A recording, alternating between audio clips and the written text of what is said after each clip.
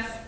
Bueno, ahora tenemos un panel que particularmente me entusiasma mucho, me llena de emoción, un poco de nostalgia también, porque estamos compartiendo el panel con colegas con quienes iniciamos el sueño de Palabras. Aquí están Anabel, aquí están Ana Esteban, Blanca Nayor, que vinieron en aquel entonces, y el día de hoy nos honra mucho con su presencia la rectora de la Universidad de Fiji, la doctora Catrina. Voy a iniciar presentándolas. Ella, la doctora Catrina, ha sido un personaje muy distinguido en los Estados Unidos. Se ha enfocado principalmente a los estudios de estudiantes adultos en los campos de la psicología clínica, del talento humano, el desarrollo organizacional, liderazgo y educación. En la Universidad de Fielding, esta universidad ha estado hospedando el Centro para la Democracia, el Liderazgo y la Educación, Magistral. Y en este centro se sostiene una red muy importante, una red internacional para el empoderamiento de género. Como ven, por ahí van sus temas. Ella ha servido a lo largo de su carrera en muchas actividades, incluyendo las actividades de liderazgo ejecutivo, miembro directivo y profesor. Como profesora, ella ha enseñado su campo en cuanto a las políticas públicas de medio ambiente global, movimientos sociales, investigación y teoría sobre estas temáticas. Ella es líder también de un campus europeo de la Escuela Thunderbird de Desarrollo de Gestión Global en Génova. Por otra parte, ella tiene el doctorado en Ciencia Política e Historia, y además de muchos artículos que ha escrito con relación al liderazgo organizacional y la sostenibilidad, ella actualmente participa en el board directivo del Instituto para la Política Global y la Investigación sobre Paz y el Consorcio del Diálogo Público.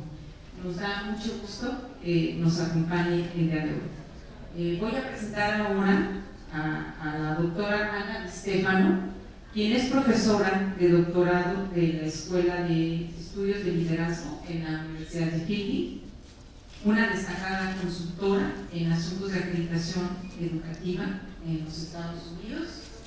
Entre el 96 y el 2010 se desempeñó como funcionaria académica líder de Fielding, y es la entidad en la que ha trabajado desde 1983.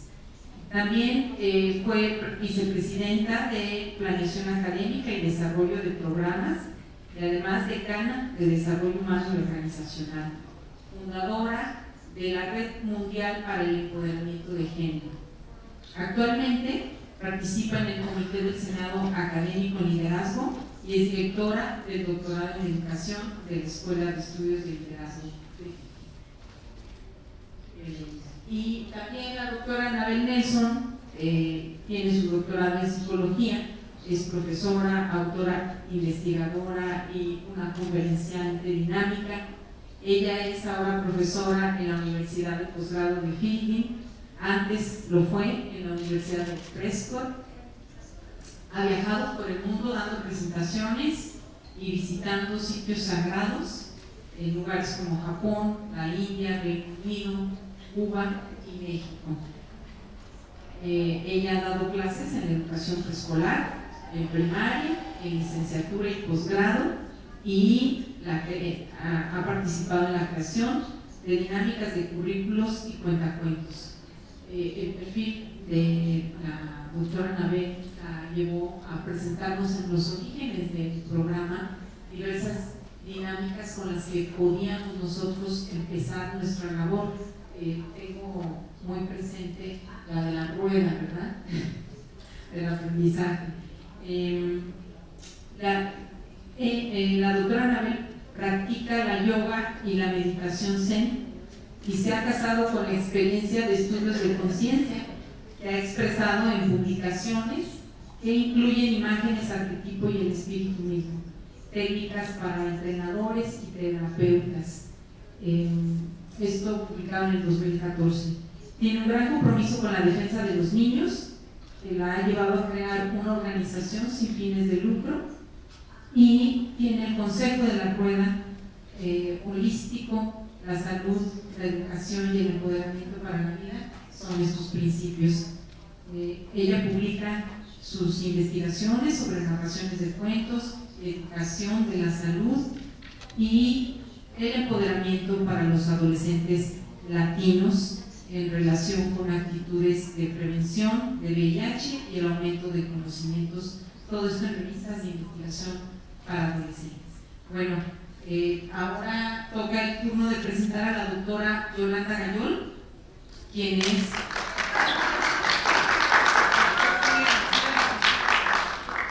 es, como le digo yo cariñosamente, un cerebro fugado que ya estamos regresando a México.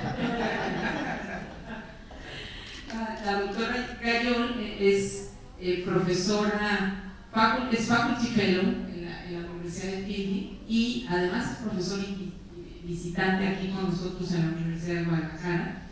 Ella ha venido participando desde la creación del programa Letras para Volar. Su participación en la Universidad de Guadalajara data de antes, porque desde mucho antes ella, como fue alumna directa de Michael Moore, empezó a tener una interacción acá en México con diferentes universidades para la educación a distancia, y fue así como empezó a incorporarse acá a la universidad con el sistema de universidad virtual, haciendo los primeros experimentos que se hicieron de videoconferencia interactiva y demás.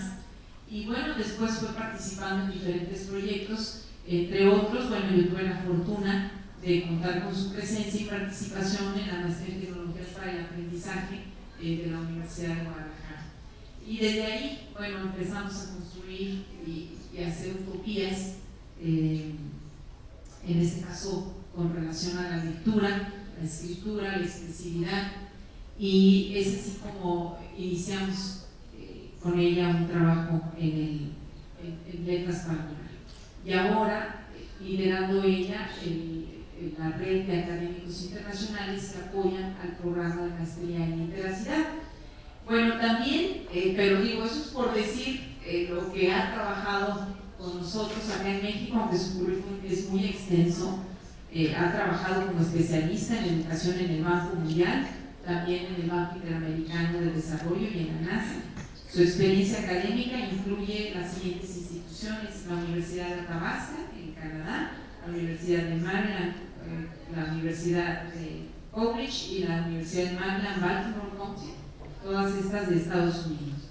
Bueno, aquí no están relacionadas las que tienes en México, pero yo por lo menos sé que con Veracruz, con Puebla, con nosotros has tenido también trabajo. Bueno, Yolanda obtuvo su doctorado en educación en la Penn State, en Estados Unidos, y hizo su maestría en investigación educativa en el Centro de Investigación y Estudios Avanzados del IPN y su licenciatura en Psicología Educativa por la UNAM.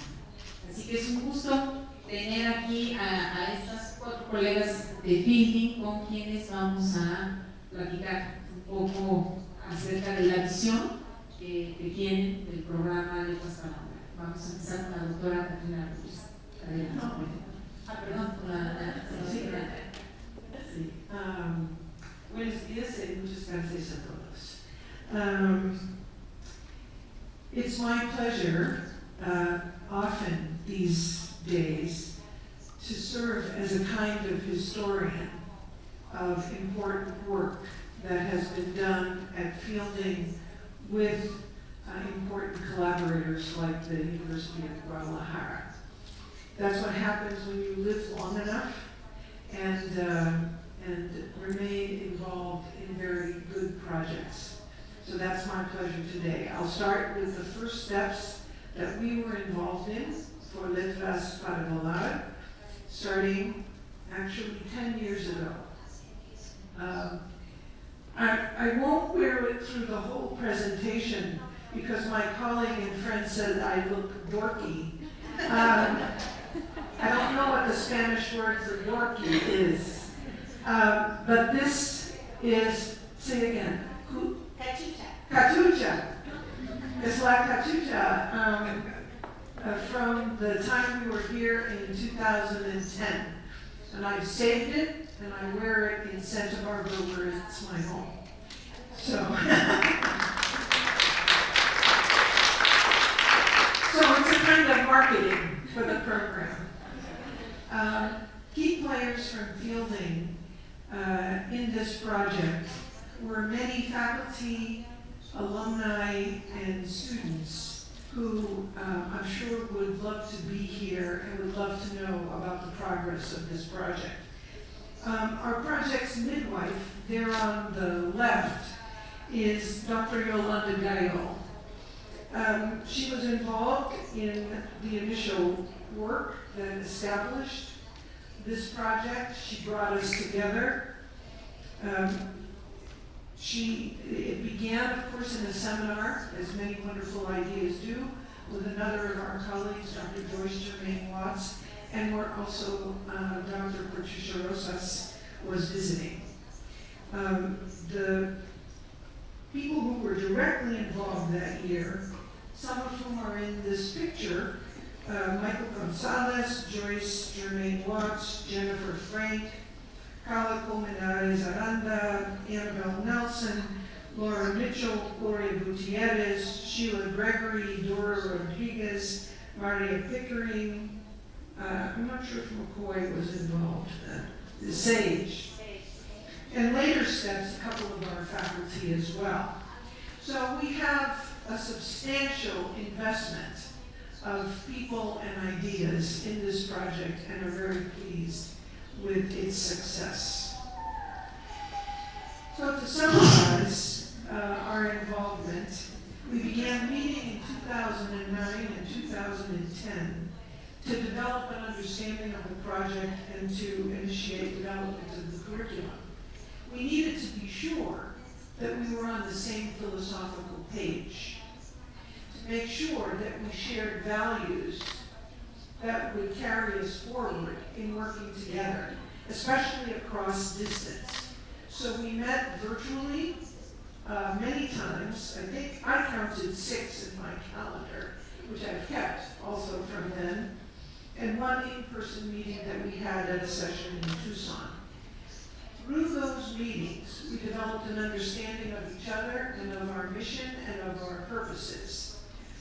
We came together in November of 2010, and the most wonderful thing was we came as learners, we came as co-creators of a curriculum and a teaching and learning model, which we presented, but then which was critiqued and developed and enhanced. We saw ourselves as training the trainers and then participating in demonstrations across the region, actually across the city, the greater metropolitan area. And the trainers that we trained, some were prep students, some were college students, some were teachers. It was a wonderful, wonderfully diverse group of people who had various experiences in the schools and with the topic. After the conference itself, we had evaluation meetings focusing on not the evaluation of the effectiveness of the project, which is continued through other means, but really of how the model of our working together was effective and what we might do better in the future. But on the whole, we thought we had done pretty well together for a group of people who hadn't known each other or worked together. At the conference itself, we tried to promote the 4 pillars at 4 pillars of Letras para Volar.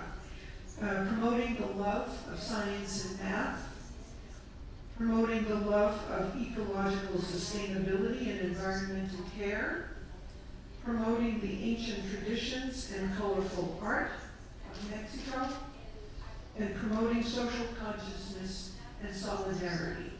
These things, of course, are interrelated. They are somewhat separate, but more importantly, perhaps, they're connected with each other. For instance, the social consciousness and the ecological sustainability pillar, the science and math pillar, and the appreciation of ancient traditions, such as the Mayan traditions around mathematics. We offered key components of a conceptual framework, some working propositions, and a conceptual foundation. I'll go quickly through these.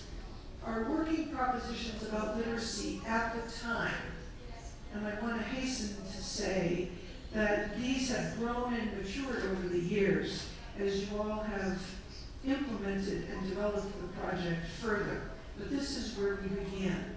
We wanted to use literacy to connect us to a common past, and also to connect our individual identities to those contexts. We thought literacy helps us to assume our civic responsibilities and also to take part in meaningful work, not just work, but work that has meaning. It, of course, opens the door to specialized and advanced knowledge. It broadens our worldview, and it gives us the power to make meaning. And the word power there is very important to me, and I think it was to us. The conceptual foundation, obviously the structural circumstances within which people live affect what they learn and how they feel about it. Context matters. Context is everything, which is why we didn't consider ourselves the experts coming in to tell our Mexican colleagues what to do or how to do it necessarily, because our colleagues in Guadalajara were most familiar with the context. That listening, speaking, reading, and writing are interconnected.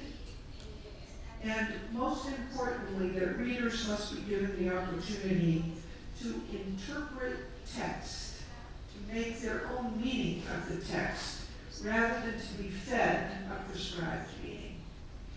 We built on Dewey's learning by doing and Vygotsky's zone of proximal development and concepts of scaffolding learning. Most importantly to me, I think, and to others, we used Freire's notion of critical pedagogy where we problematized the text. An important issue for us at Fielding is the decolonizing of knowledge and revitalizing and developing indigenous ways of developing knowledge, indigenous epistemologies. So that's enough of the words. The pictures are in some ways better. I was involved with a small group of children and another colleague and alumna of Fielding, and 3 of the prepas, I think, and then maybe a local teacher as well. And we created a journalism workshop where the students wrote newspaper articles about issues that they either had read about in a sample we gave them, which I believe we purchased here in the library, actually, or in the museum, or about issues from their own lives. And we offered this workshop in the plaza, in a local school. We demonstrated it among ourselves first to give ourselves some practice. But you know, we came, some of us, having never been very knowledgeable ourselves about Mexico. I suppose it takes a bit of American arrogance to do that, so I apologize, but We were open to learning, and thanks to the team from the university here, we were immersed in the culture in a deep and total and intense and wonderful way. And you can tell from some of those pictures the various experiences we had and the ways in which the children in the school taught us, our colleagues taught us, and we were, I believe, willing and open learners. We saw many things, including traveling to Tequila to see how tequila was made, which we all remember very well. So, my piece here is to end by saying thank you for the opportunity to learn. Gracias por esta oportunidad de aprender.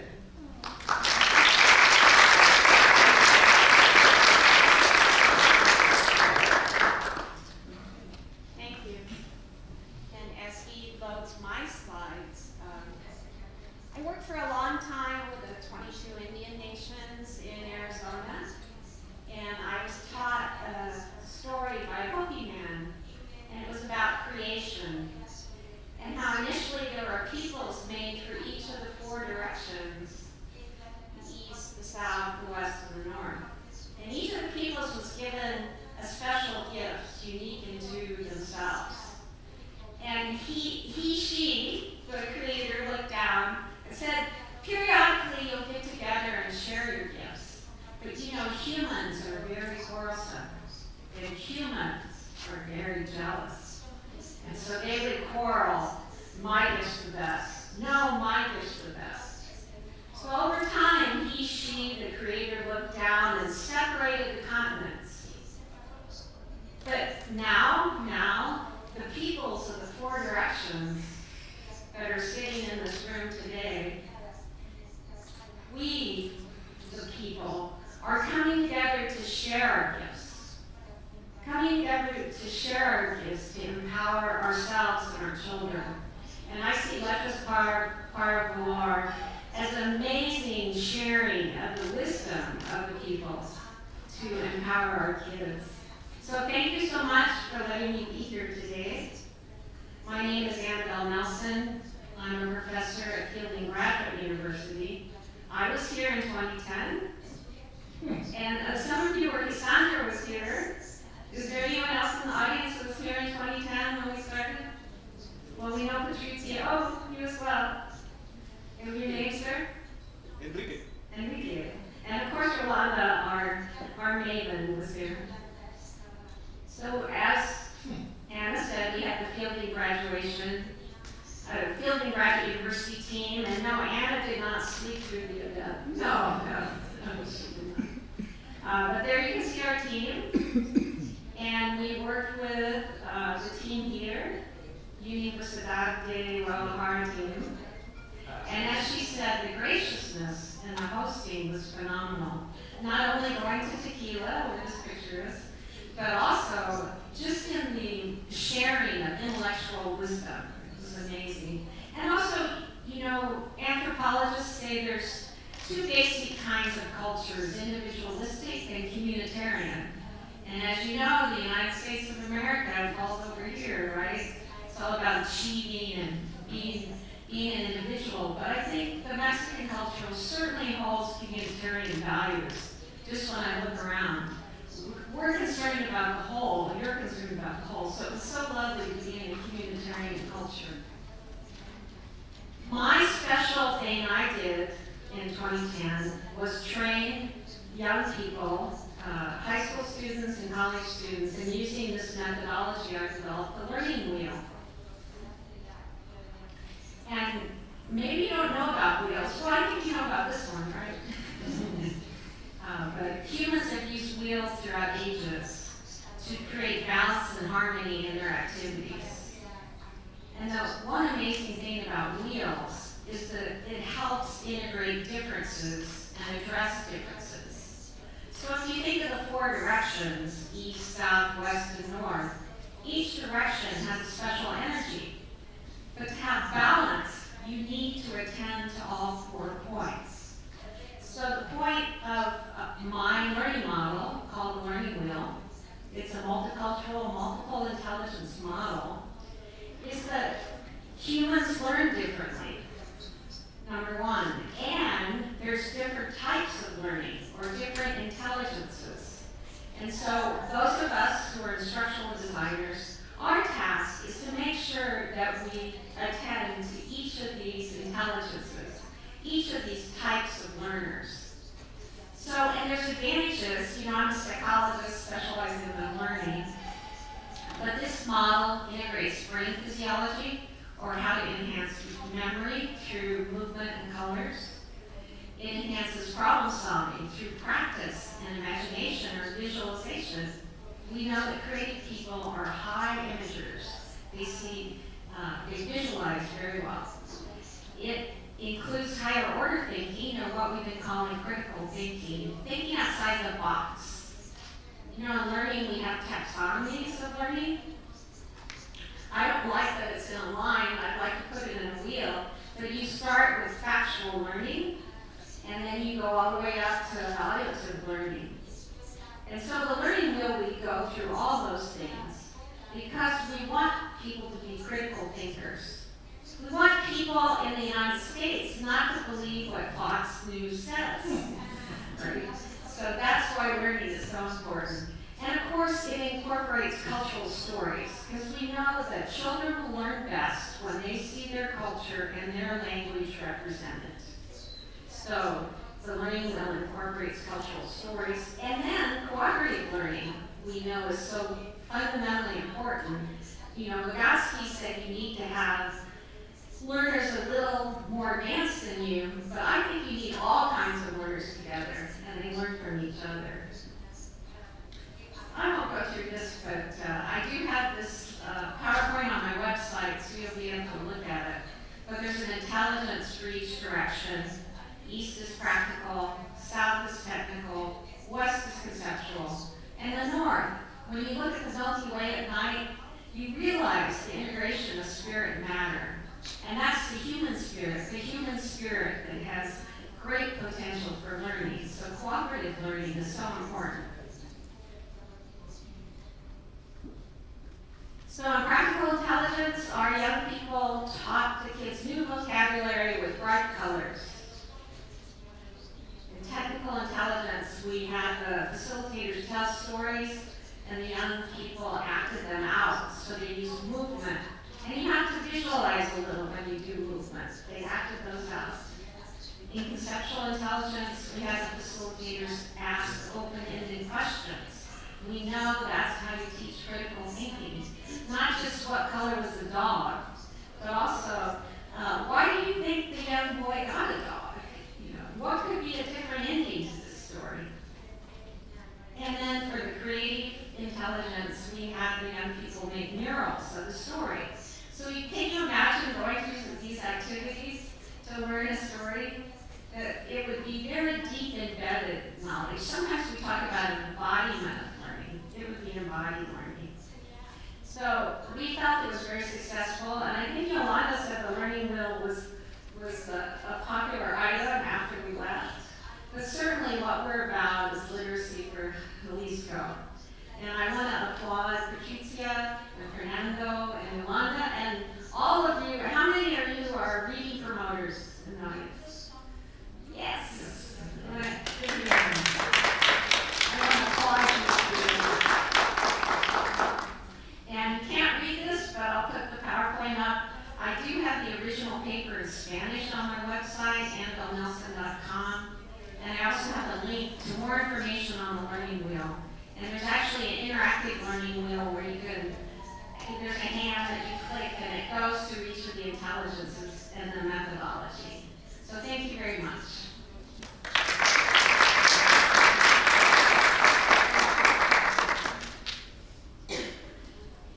Buenas tardes. Quiero saber si todos tienen el traductor para hablar en inglés.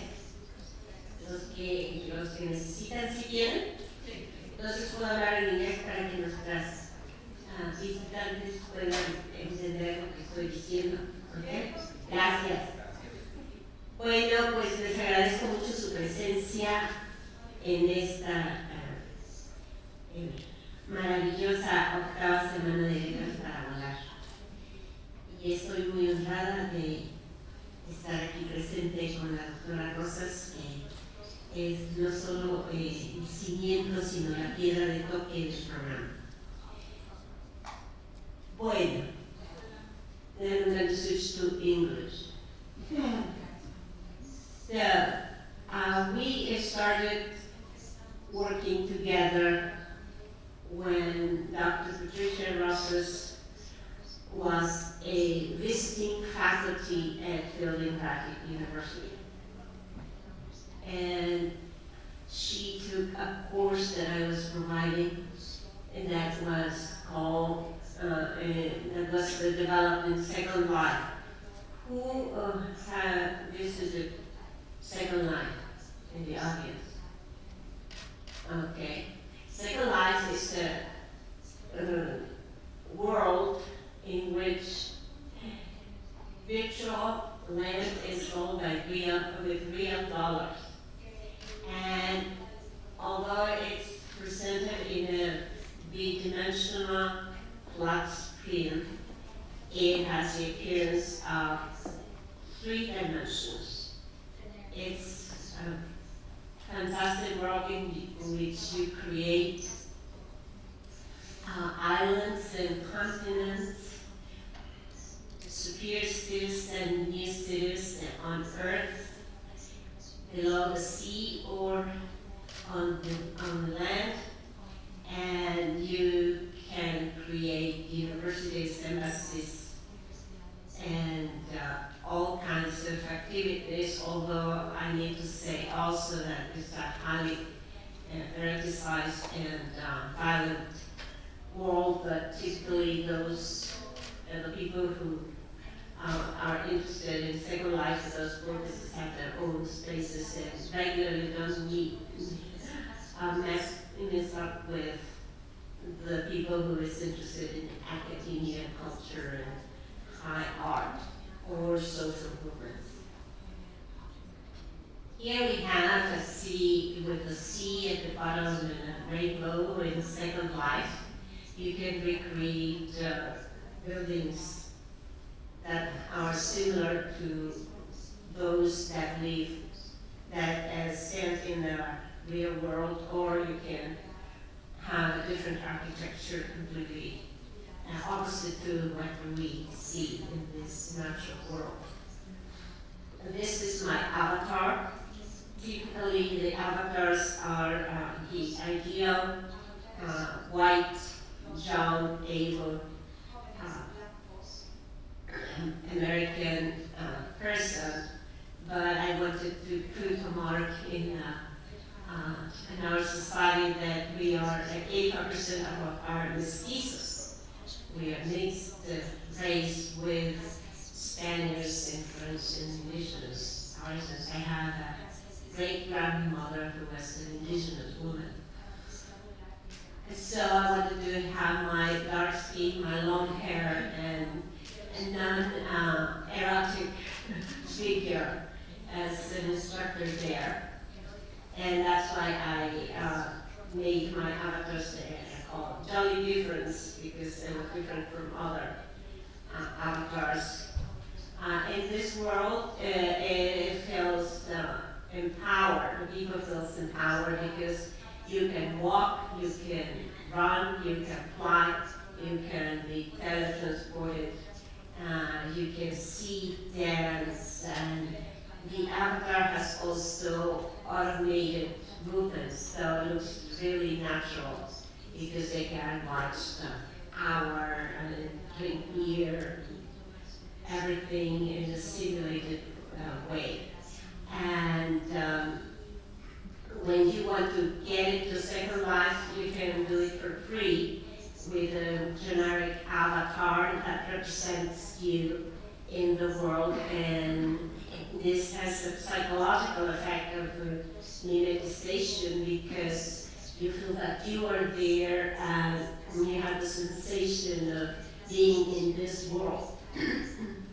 And for that reason, in distance learning, that you know that there is the syndrome of isolation of the distant learner students. In Second Life, that effect disappears because the students can see each other, they can sit in the classroom, and they can work in small group discussions and teams, and they develop their own projects. And the course in which Patricia participated was Critical Pedagogy in Second Life, Recreating Social Movements in Immersive Environments. The purpose of this course was to create a bridge between the real world and the virtual environment. Cannot be that far, so I'm going to get my laptop.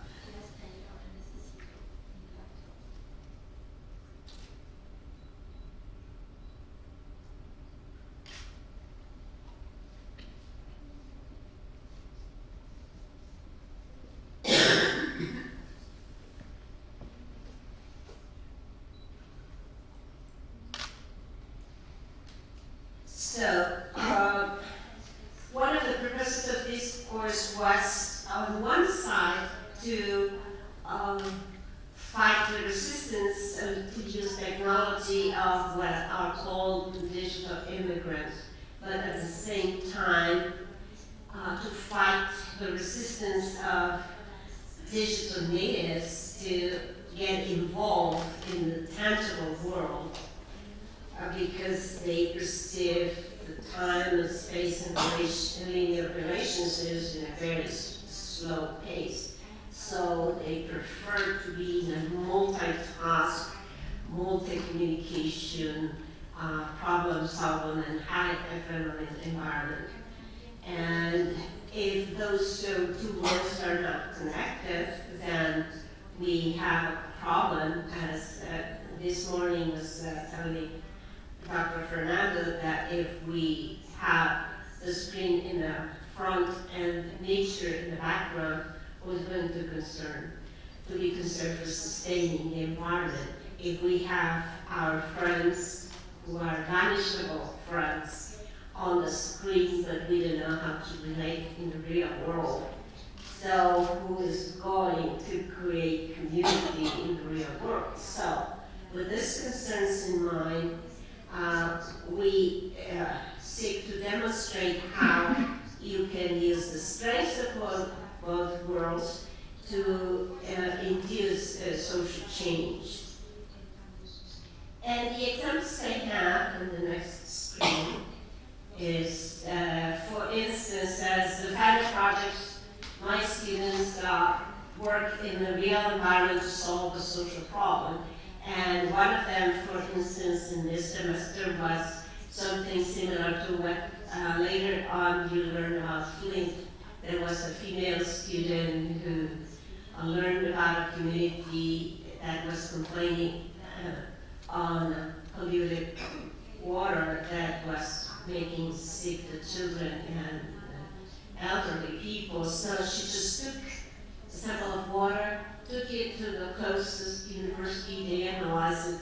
She demonstrated that it was polluted, and then she created a community of neighbors who were able to call the major and force him or persuaded him to provide clean water for this community and accept that really it was the wrong decision to have families sick.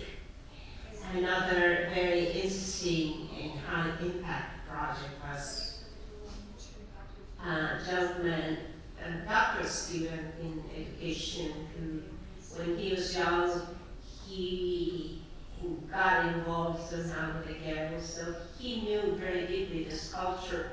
So what he did as the final project was to paint one of the roofs of his home and then call those adolescents who still hadn't left school, but they were getting friends with the girls in the neighborhood, and started teaching them music, guitar, or whatever they're interested in, creative. And once he created community, he took them to the neighborhoods to provide social service. So guess what? They would never become involved with the gangs because they learn the value of being useful to others who need your support. But the most important project that Fielding has had with the social impact is the Letras Parvolar. Patricia's pilot project was a very interesting multimedia that presented history of Mexico, the murals of Orozco, with the music of Moncayo.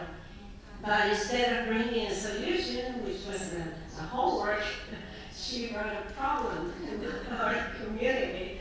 And she said at the end of her presentation, who wants to help me? Because our children in Mexico and our youngsters are poor readers. And of course, being a faculty in the university, highly concerned by social justice and equity, and having taught the students that it was very important to get involved to solve problems. Guess what? She knew that I couldn't say no, right?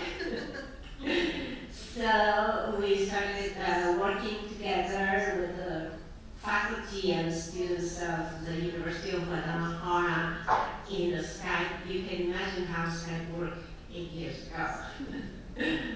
And in making agreements and getting to know each other and our cultures and our values and our programs and our goals. And from that collective effort, I cannot say it was, as Anna rightly pointed out, it was not a Fielding effort, it was a common effort, binational effort, and I think the world would be better if we could organize more of these efforts at this time. And the product was incredible because we have the wisdom of both countries and culture and ways of working in both cultures, and the rest of is history. You know that now Letras Parvolar has served 300,000 children and young people and has a system to promote reading from the street to the hospitals to the schools to other sites in the U.S. in which there are high Latino populations such as Chicago and Arizona, Los Angeles. So congratulate Fielding, because the only condition, and yesterday Dr. Rogers pointed out, for Fielding to become engaged in this project was that she didn't want us to have a picture-taking moment. And of course, the University of Guadalajara and Patricia have, fulfilled this commitment and created a high impact social project. Thank you very much.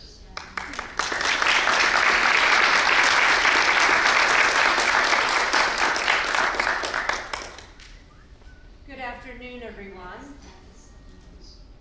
After loading my PowerPoint, I just wanted to say thank you. I am here today to celebrate the Letras Parvolar and our relationship and collaboration with the University of Guadalajara, with Fielding Guadalajara, and also to celebrate and honor all of us and all of you in the room today specifically.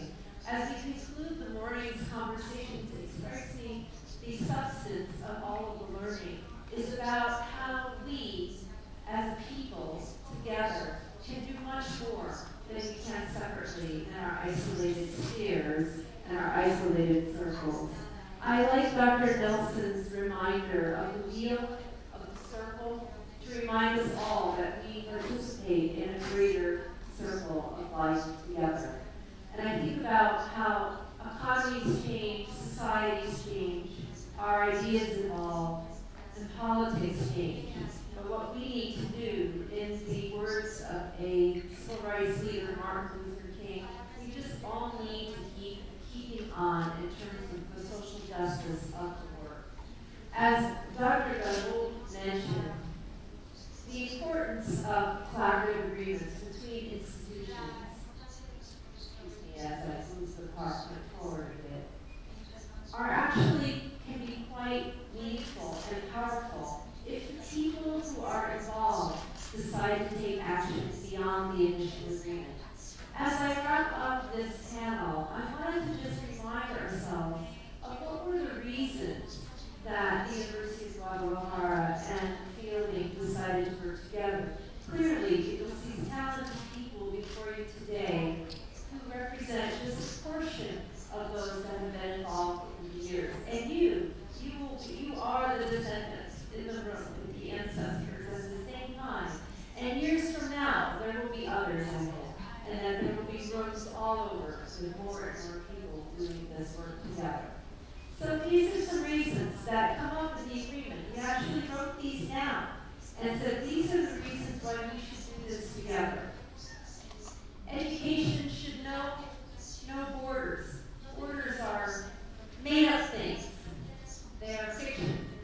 And we need to remind ourselves of that as people together who are trying to improve the lives of others and empower them to become able and capable people in their context and in their spheres. And then also part of that idea that education has no boundary is also the idea that we need to stand together for the things that we value. And that we are different. When I say we all have differences. We navigate and negotiate across difference every day.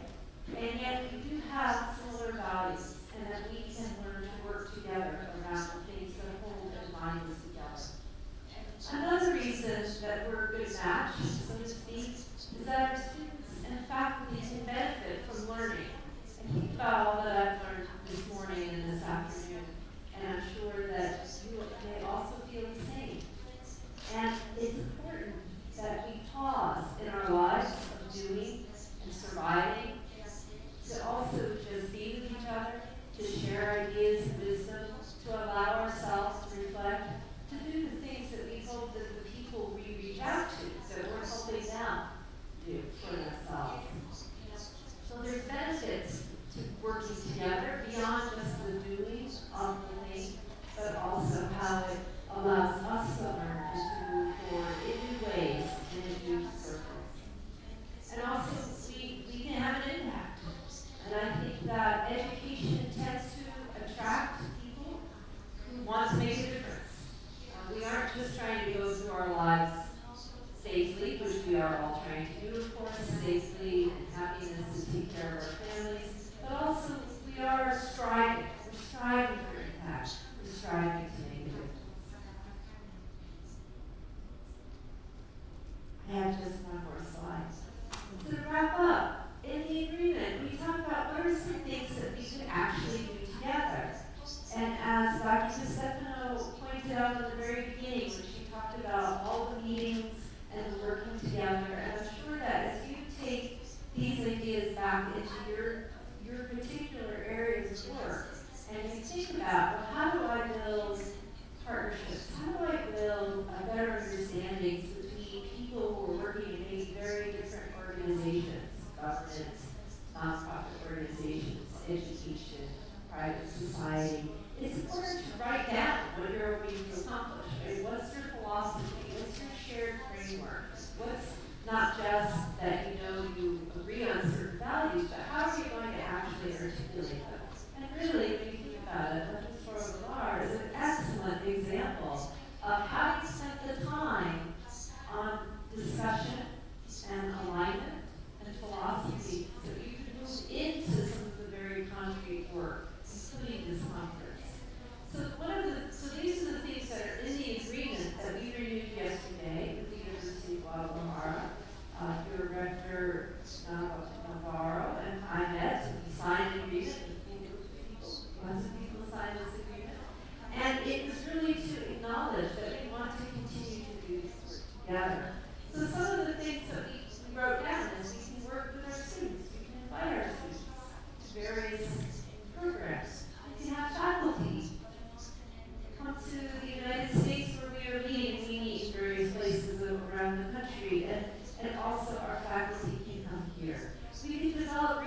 projects together. Again, knowing no borders, we can do these things virtually. There's a lot we can do together. And then all of the other things that we said we want to do, to think about how we can, as a community together, continue to evolve our thinking and improve and reach more people. As many people as this project reaches, we know that there are so many people who still can't read. In an increasingly technological world, and a world that relies so much on communication, it's not just reading, but it's the way people make meaning in their lives, the way they interpret, the way they create. We need to reach so many more. So on days when you may feel discouraged, take heart. There's a big group of people with us all times in all parts of the world. Some we may never meet, and some we have the privilege of meeting. And I just want to thank you all for the work that you do every day, the work that you're about to embark on for those of you who still may be studying. And I just want to thank as well our conference organizers. And again, this is a celebration, and I'm delighted to be here, and it's a lovely way to conclude this panel. So, Dr. Rosas, I turn it back over to you.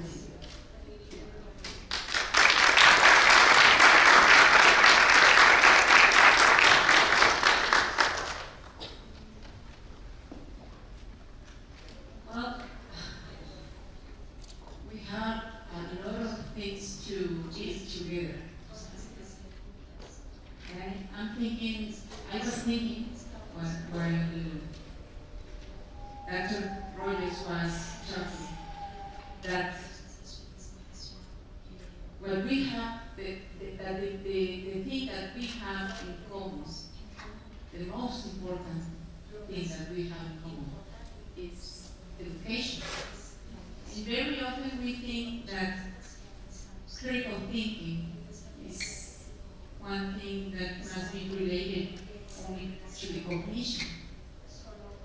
But I know that for sure, and because what we have been doing is that this is a combination, that we have to start with emotions, and I would say, and this is our starting point. How can we do this connection between our values and emotions, our beliefs, and our cognition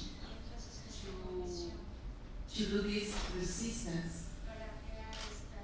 to the craziness of the fake news and this violence that is all around us, not only in Mexico, but in the whole world. So thank you so much for talking about our startings. I hope to see you more often. Not to wait eight years to see you again here in Guadalajara. And I think we have a few minutes for questions. I don't know si alguien en el auditorio tiene alguna pregunta. En este momento solo tenemos 5 minutitos para preguntas, por favor. Muchas gracias por este encuentro, por esta octava semana académica. Doctora Yolanda Gayol, gracias por llevarnos a las raíces y a las maravillosas salas de este programa. Yo fui jugadora de Second Life hace otra segunda vida, y lo primero que quería era, cuando entré a jugar, lo primero que quería era tener mis alas, porque ahí uno puede adquirir sus alas. Entonces, recuerdo que fueron unas alas azules de mariposa. Y me parece maravilloso la oportunidad y ver cómo en otros lugares estaban gestando estas, me encantó como lo dijo usted, no trajo soluciones, trajo el problema. Maestra Patti, gracias por recordarnos en estos encuentros que no venimos a obtener soluciones, sino venimos a identificar los problemas, porque nos enfrentamos a la una, y estar atentos a esos problemas. Y gracias, maestras, gracias, mis queridos compañeros.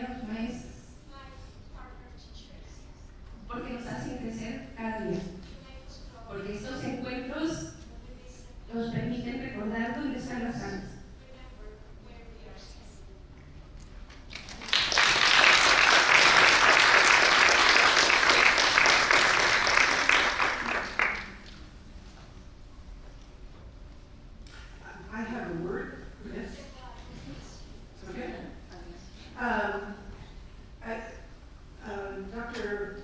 Rosas mention of fake news, of course, is very meaningful to us from the United States and very troubling. And I think it speaks to what happens when people no longer know themselves, value themselves, and don't trust others.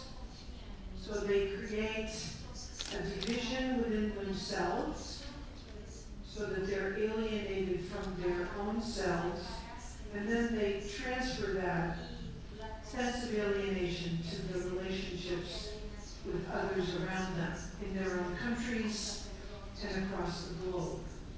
So I think education plays a role because it helps us to understand and value and appreciate ourselves so that we are open to and willing to trust and learn about others in a way that allows us not to make enemies, but instead comrades. And those friendships, I think, help us to learn much more than we could ever learn from our own small places on the wheel or on the planet. So I thank you for that. And I just like to add on to that, since you mentioned the wheel. What the wheel teaches us is that we need differences to be whole. We need to learn from others to add that piece that maybe our culture or our intelligence didn't bring to us. And so you get in the Dene wheel, which is the indigenous name for the Navajo people, which are the second indigenous tribe in the United States, the second biggest. They have a wheel, which is in my book, I didn't show it, but in the middle of the wheel is when to know and to love are the same. But you can't get in the middle of the wheel unless you attend to the four directions. So I think the idea to model that we learn from differences, that we celebrate differences, not that we're not alike, we're not alike. You know, East and West are different. But we need to understand East and West. We need both to be whole.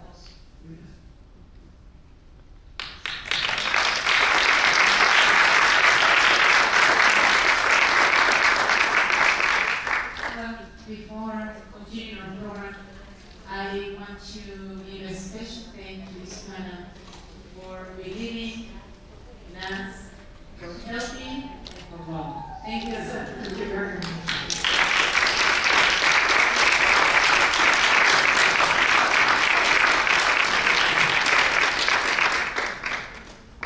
Muy bien, agradecemos a cada una de las ponentes, así como a la doctora Patricia Rosa Chávez, que haya moderado este evento. Muchas gracias.